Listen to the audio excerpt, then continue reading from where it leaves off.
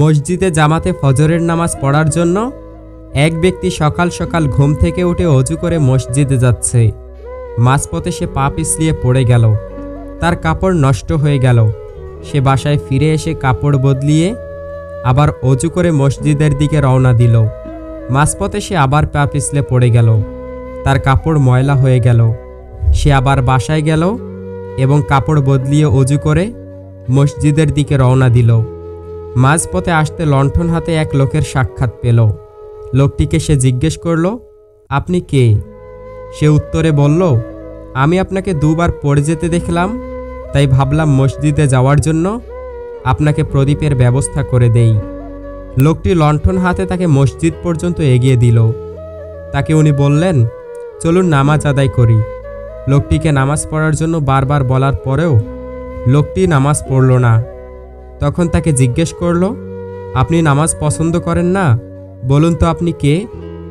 লোকটি উত্তরে বলল, আমি শয়তান। আমি আপনাকে প্রথমবার পা পিছলিয়ে ফেলে দিয়েছিলাম যাতে মসজিদে নামাজ না পড়ে আপনি বাড়ি ফিরে যান, কিন্তু আপনি যখন পা পিছলে পড়ে যাওয়ার পর বাড়িতে গিয়ে আবার ফিরে আসলেন, তখন আল্লাহ তাআলা আপনার সব গুনাহ ক্ষমা করে দিলেন। দ্বিতীয়বার যখন আপনি পড়ে যাওয়ার পর বাড়িতে গিয়ে কাপড় বদলিয়ে আবার মসজিদের দিকে রওনা দিলেন, তখন আল্লাহ তাআলা আপনার পরিবারের সবার গুনাহ মাফ করে দেন। এরপরেও যখন পড়ে গিয়ে আপনি বাড়ি থেকে কাপড় বদলিয়ে মসজিদে আসছিলেন, আমি তখন ভয় পাচ্ছিলাম, না জানি আল্লাহ তাআলা এবার আপনার গ্রামবাসীকে ক্ষমা করে দেন। তাই তাড়াতাড়ি আমি লণ্ঠন হাতে আপনাকে মসজিদে পৌঁছে দিয়ে গেলাম। আপনি যখন অনেক বেশি বিপদে পড়বেন, তখন মনে রাখবেন আল্লাহ তাআলার নিয়ামত অতি দ্রুতই আপনার উপর বর্ষিত হবে। মসজিদের দেয়ালে খুব সুন্দর একটা বাণী লেখা ছিল, যদি তুমি গুনাহ করতে করতে ক্লান্ত হয়ে যাও, তাহলে ভিতরে এসো, আল্লাহর রহমত ক্লান্ত হয়নি। ধৈর্য রাখুন।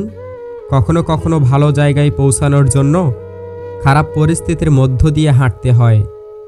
সময়ের অপেক্ষা করো, সঠিক জিনিস সঠিক সময়ে ঠিক পেয়ে যাবে। চিনি আর লবণ একই রকম দেখতে, পার্থক্য শুধু স্বাদে। তেমনি মানুষ আর অমানুষ দেখতে একই রকম, পার্থক্য শুধু আচরণে। অভাব সবারই থাকে, কারো টাকার, কারো শিক্ষার, কারো মনুষ্যত্বের, আবার কারো ভালোবাসার।